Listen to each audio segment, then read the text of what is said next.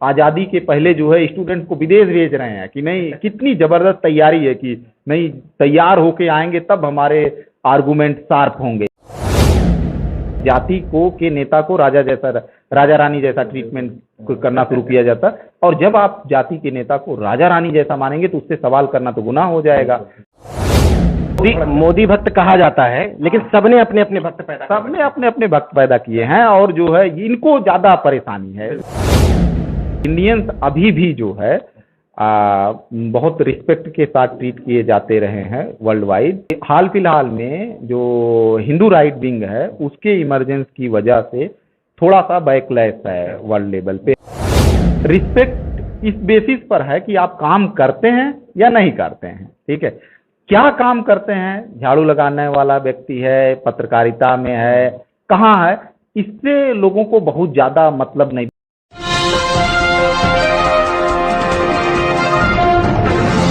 साथियों नमस्कार, मैं हूं नीरज पटेल और आप देख रहे हैं नेशनल जनमत। बहुजन कैसे पहुंचेगा लंदन के पार्ट 2 में आपका स्वागत है। जिन लोगों ने पार्ट 1 नहीं देखा हो उनके लिए ये ऊपर लिंक दिखाई दे रही है, डिस्क्रिप्शन में जाकर के भी लिंक द्वारा आप पहले पार्ट को देख सकते हैं। उसमें हमने चर्चा की थी कि किस तरीके से उत्तर भारतीय राज्यों के तमाम सारे नेताओं ने अपने बेटे बेटियों को तो विदेश में पढ़वाया, लेकिन बहुजन छात्रों के लिए विदेश जाने की स्कॉलरशिप की व्यवस्था नहीं की। अब उस दूसरे पार्ट में अरविंद कुमार जी जो लंदन विश्वविद्यालय के पीएचडी स्कॉलर हैं, उनके माध्यम से हमने ये समझने की कोशिश की है कि आखिर दक्षिण भारतीय राज्य उत्तर भारतीय राज्यों की तुलना में सामाजिक न्याय के प्रति मुखर क्यों हैं। इसी पार्ट में हमने ये भी जानने की कोशिश की है, जब कोई भारतीय छात्र लंदन पढ़ाई करने के लिए पहुंचता है तो उसके प्रति वहां के लोगों का बर्ताव कैसा रहता है। इस पार्ट में हमने ये भी समझने की कोशिश की है कि भक्तों के तथाकथित प्रभु के इमर्जिंग के बाद, यानी कि 2014 के बाद लंदन में भारतीय छात्रों की प्रतिष्ठा बढ़ी है या घटी है। सुनिए दूसरा पार्ट। आप किसको जिम्मेदार मानते हैं? उत्तर प्रदेश में, बिहार में सामाजिक न्याय की बात करने वाली, बाबा साहब की बात करने वाली तमाम पार्टियां सत्ता में रहीं। लेकिन अफसोस की बात देखिए, जब नीट की लड़ाई होती है, पिछड़े वर्ग की लड़ाई होती है, आरक्षण की लड़ाई होती है, तो तमिलनाडु या उत्तर भारत के राज्य आगे आते हैं। हाँ, उसमें एक रीजन ये भी है कि जो दक्षिण भारत है वहाँ पूरी एक लिगेसी है 100 साल की सामाजिक न्याय को लेकर लड़ने की। साहू जी महाराज हैं, पेरियार हैं, और मैं कुछ राज्यों के नाम बता रहा हूँ। स्टेट जो है मैसूर रियासत रही है, इसके बाद गायकवाड़ रहे हैं। ये लोग उन दौर में सोचिए कि आज़ादी के पहले जो है स्टूडेंट को विदेश भेज रहे हैं कि नहीं, कितनी जबरदस्त तैयारी है कि नहीं, तैयार होके आएंगे तब हमारे आर्गुमेंट शार्प होंगे। उस तरह का उत्तर भारत में कोई कुछ भी नहीं था। तो यहाँ जाहिर सी बात है कि उसकी जो सामाजिक न्याय वाली लड़ाई थी उत्तर भारत में इस वजह से कमजोर रही, उसका धड़ा कमजोर। ऐसा भी लगता है कि सामाजिक न्याय अपनी अपनी जाति में सिमट के रह गया। हाँ, यहाँ जो है जो दूसरी एक प्रोसेस है जिसको हम लोग इथनिसाइजेशन की प्रोसेस में इथनिसाइजेशन प्रोसेस कहा जाता है, कि जिसमें जो है जाति को के नेता को राजा रानी जैसा ट्रीटमेंट करना शुरू किया जाता, और जब आप जाति के नेता को राजा रानी जैसा मानेंगे तो उससे सवाल करना तो गुनाह हो जाएगा। तो अब अगर मैं सवाल कर दूं तो आप समझ सकते हैं कि हमारी जाति या ये वाले लोग मोदी भक्त कहा जाता है, लेकिन सबने अपने अपने भक्त पैदा किए हैं, और जो है इनको ज्यादा परेशानी है। मैंने अगर मान लीजिए मैं कह दिया कि जो है अखिलेश यादव अपनी बेटी को पढ़ा सकते हैं, तो जो है मुख्यमंत्री रहते हुए 10 फेलोशिप क्यों नहीं शुरू कर दे, वो यादव को ही भेज देते, हमें कोई दिक्कत नहीं है। हम नहीं कहेंगे कि जो है कुर्मी को भेजिए या पासी को भेजिए, मैं कहूँ वो उसी को भेज दें, लेकिन आप शुरू करिए। ये भी मैं इस चीज में ऐड करना चाहूंगा नीरज भाई कि पिछली बार जब मैं आया था लंदन से दिसंबर महीने में, दिसंबर से जनवरी में एक ही महीने के लिए आया था, तब मैं जो है यहाँ लालजी निर्मल जी से मिला था, जो कि अनुसूचित जनजाति वित्त निगम के अध्यक्ष हैं। और मैंने उनसे रिक्वेस्ट किया था कि जो है आप वर्तमान सरकार को ये कर दीजिए कि मैसेज कर दीजिए कि फेलोशिप ना शुरू कराएं। मैं आज भी कह रहा हूं, लेकिन 10-20 स्टूडेंट्स को, इतना बड़ा बजट है, इतना बड़ा राज्य है उत्तर प्रदेश, और जो है आपकी बात भी बाबा साहब की बात करते हैं, तो हमने कहा लोन की व्यवस्था करवा दीजिए।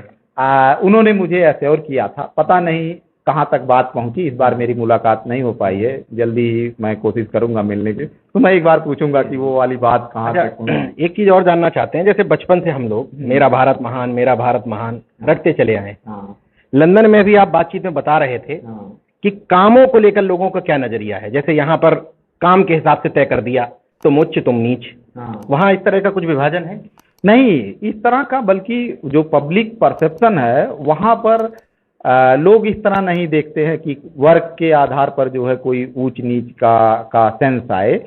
अक्सर लोग केवल यही पूछते हैं कि हाँ आप काम कर रहे हैं, काम करते हैं या नहीं, कोई वहां पर ये नहीं पूछता कि आप क्या काम करते हैं। ठीक है, तो रिस्पेक्ट इस बेसिस पर है कि आप काम करते हैं या नहीं करते हैं। ठीक है, क्या काम करते हैं, झाड़ू लगाने वाला व्यक्ति है, पत्रकारिता में है, कहाँ है, इससे लोगों को बहुत ज्यादा मतलब नहीं। बहुत रेयर ऐसा ओकेजन होगा कि जब कोई पूछ लेगा कि अच्छा किस मतलब पूछेगा काम करते हैं, हाँ वर्क करते हैं, क्या काम करते हैं, ये वाला सवाल जो है बहुत रेयर पूछा जाता है। यहाँ तो सम्मान ही इससे पैदा होता है। यहाँ जो है, यहाँ पहला ही सवाल यही होता है कि क्या काम करते हैं। तो बेसिकली जो वर्क की हायरार्की है वो, जाति तो पूछने का सवाल ही नहीं। हाँ जाति का सवाल पूछने का सवाल नहीं होता, वर्क की हायरार्की हमारे यहाँ जो है बहुत डीप रूटेड है।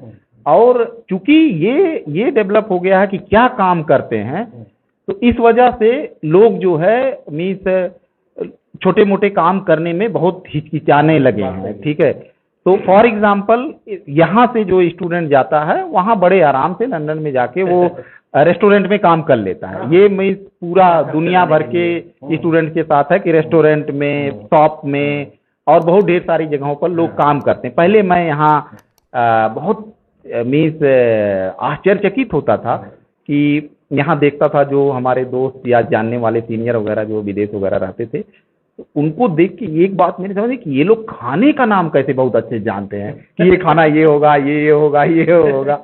और तो इस चीज की लोगों को नॉलेज देख के मैं बहुत सरप्राइज होता था कि ऐसा कैसे है कि जो है एक साल में आदमी गया तो वहाँ इतना कैसे जान गया। लेकिन जो रियल बात है वो रियल ये है कि चूंकि यहाँ से जाने वाले स्टूडेंट वर्क करते हैं वहाँ पर, तो अगर आपने 1 महीने भी रेस्टोरेंट में वर्क कर लिया तो पूरी आपको जानकारी हो जाएगी कि जो है मीन्स इटालियन पास्ता किस तरीके का होता है, उसका क्या टेस्ट होता है। ठीक है, एक गलतफहमी और लोगों की दूर करना चाहता हूँ अपने दर्शकों की, जैसे लोग ये है कि स्टूडेंट बनकर हम कहीं चले जाएंगे फॉरेन में, तो इंडियंस को लेकर के लोगों के मन में कुछ इस तरह का, स्टूडेंट जो आपके साथ पढ़ते हैं उनके मन में तो कोई ऐसा दुराग्रह नहीं रहता? नहीं, मतलब ये है कि इंडियंस अभी भी जो है बहुत रिस्पेक्ट के साथ ट्रीट किए जाते रहे हैं वर्ल्ड वाइड। थोड़ा सा जो है हाल फिलहाल में, इसको मैं ऐड करूंगा, इसमें स्पेशल इम्फेसिस दूंगा कि हाल फिलहाल में जो हिंदू राइट विंग है उसके इमरजेंस की वजह से थोड़ा सा बैकलैश है वर्ल्ड लेवल पे। हाँ, उसका आप समझ सकते हैं कि जब कहीं किसी देश का राष्ट्राध्यक्ष जाएगा और पूरा जो है वहाँ मीन्स उसके सम्मान में रैली होगी, ये होगी, तो स्लाइटली जो है दूसरे देश को अनकंफर्टेबल हो। आप अपने यहाँ, हमारे यहाँ कोई आ जाए जो है, अगर मान लीजिए अफगानिस्तान का राष्ट्रपति आ जाए और पूरे अफगानिस्तान या जो है किसी और देश का लोग जो है, तो उससे कम्युनिटी में स्लाइटली थोड़ा सा बैकलैश होता है। तो ये हल्का सा मतलब आपके साथ जो पढ़ रहे हैं वहाँ के लोग, उन लोगों में मीन्स इवन जो लोकल कम्युनिटीज होती है उसके साथ भी जो है मीन्स उसको बहुत रिस्पेक्टेड तरीके से ट्रीट करते हैं इंडियंस को।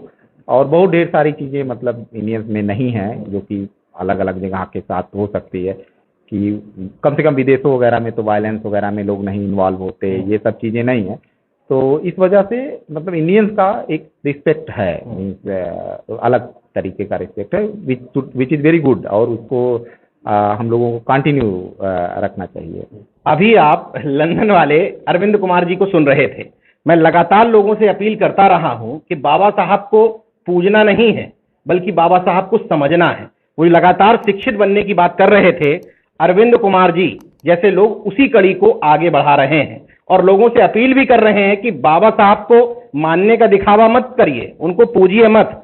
अगर वास्तव में ये सरकारें उनकी अनुयायी हैं तो उनके विचारों को विदेश तक पहुंचाने के लिए तमाम बच्चों को फेलोशिप दें, या लोन की भी बात करी आपने कि चलो आप फेलोशिप नहीं दे सकते तो इंटरेस्ट फ्री लोन ही दें, तभी सही अर्थों में बाबा साहब के सपनों का भारत बन पाएगा।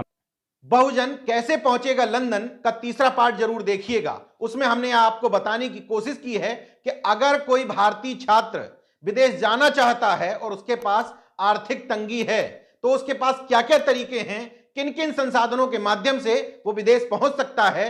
अरविंद कुमार जी ने अगले वीडियो में ये बातें विस्तार से बताई हैं। देखते रहिए संजनमत, जागरूक और सजग बने रहिए। जय विज्ञान, जय संविधान, जय लोकतंत्र। धन्यवाद।